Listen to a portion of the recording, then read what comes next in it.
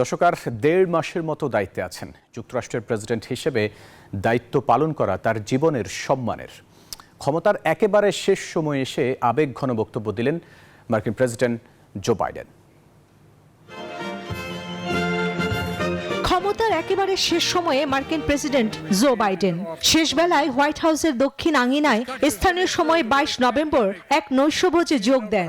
গত ৪ বছরে পাওয়া আর না পাওয়ার হিসেব নিয়ে সামনে আসে নানা প্রশ্ন, তবে অপ্রাপ্তি বলতে কিছুই নেই বলে দাবি তার। America is better positioned to lead the world today than any point in my 50 years of public service. I followed that standard because I had no choice. I'm Joe Biden's husband.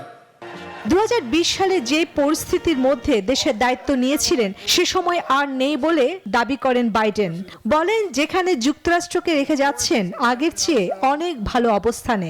Pandemic we'd seen in over 100 years. Our economy was in a tailspin.